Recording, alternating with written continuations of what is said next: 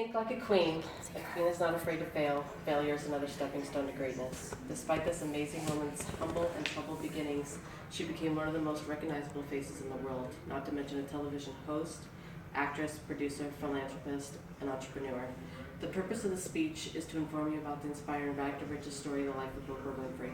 I will be discussing some of the hardships she was forced to face in her early years of life, how she rose to stardom, and the charity and activist work she has done. Oprah Gail Winfrey was born in Casico, Mississippi to Vernon Winfrey and Vernica Lee in 1954. Soon after Oprah's birth, her parents went their separate ways and relocated to find work, leaving Oprah in the care of her grandparents.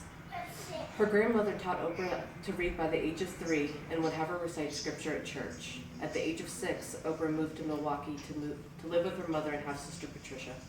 Due to work demands Vernita faced as a housekeeper, she was rarely home and had very little time for her children. At 9, Oprah was sexually assaulted by her mother's 19-year-old cousin and then by other male relatives and family friends for several years. Winfrey found escape through her education and was an extremely gifted student. When Oprah was 14, she decided to run away and went to live with her father Vernon and stepmother Zelma in Nashville. Life for Winfrey was disciplined, focused, and education was of high importance under the care of her father. This environment allowed Winfrey to shine. She joined drama club at school and won a $1,000 scholarship for a speech she delivered. In her senior year of high school, Winfrey contacted a local radio station, WVOL, and after meeting with the disc jockey was offered a part-time position reading news on the radio. At 19, Winfrey was hired at WTVF TV as a reporter and anchor, becoming the youngest person and first African-American woman to anchor at the station. After graduating from Tennessee State University, Oprah moved to Baltimore to work at WJZ-TV. Winfrey started out delivering local morning news updates and soon progressed to the morning talk show. Chicago's WLS-TV pursued Winfrey after her morning show had high ratings, where she became the first African-American female anchor for AM Chicago in 1983. She tailored the show to include current events and controversial issues. The show soon renamed the Oprah Winfrey Show in 1985. The same year, producer Quincy Jones saw Winfrey's show and immediately asked her to audition for the role Sophia in The Color Purple. Winfrey landed the role, and her acting debut earned her nomination for Golden Globe and an Academy Award for Best Supporting Actress. The talk show quickly became a hit, surpassing the ratings of the leading talk show, The Phil Donahue Show. The Oprah Winfrey Show expanded from local to national broadcast and shortly spread to 100 other countries and won numerous Emmy Awards. Winfrey was able to gain more control of her show, allowing her to create a stronger bond with her viewers and become more human. Oprah appealed to viewers because she was relatable, warm, and pathetic. She battled her weight and confessed on her show to being molested. Winfrey gained ownership of her show from ABC and controlled it with her new production company, Harpo Productions. By the end of 1991, Winfrey earned $80 million and became the 3rd on Forbes magazine list of richest entertainers.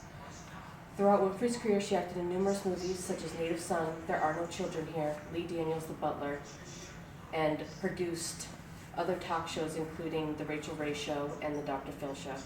In 1999, Winfrey debuted at Oxygen Media, a company she co-founded and dedicated to producing programming for women. In addition to the countless daytime Emmys, Winfrey was inducted into the Television Hall of Fame, named America's Most Influential People of 1996 by Time Magazine, was TV Guide's Television Performer of the Year, and Favorite Television Performer in 1997 of People's Choice Awards. In 2009, Winfrey announced she would be ending her program, The Oprah Winfrey Show, when her contract with ABC ended in 2011, 25 years after the show premiere on national television. Winfrey stated that the mission to use position, power, and money to create opportunities for other people, she had done so more than any other entertainer in the world. Winfrey spoke out against child abuse, and her efforts were rewarded in 1993 when President Bill Clinton signed the National Oprah Bill that guaranteed strict sentencing for individuals convicted of child abuse and create national database of convicted child abusers. She founded a philanthropic organization, Oprah's Angel Network, that raised approximately $80 million before dissolving. Winfrey opened up the Winfrey Leadership Academy for Girls in South Africa, founded by the Oprah Winfrey Foundation that also had founded more than $1 billion in projects, Winfrey has been called the greatest philanthropic African American of all time. I first discussed the unfortunate childhood of Oprah Winfrey, her rise to stardom, and now she became one of the most influential women in the world. The purpose of the speech was to inform you about the inspiring rag to riches story of Oprah Winfrey. In conclusion, remember what Oprah once said: do one thing you think you cannot do, fail at it, try again, do better the second time. The only people who never tumble are those who never mount the high wire. This is your moment.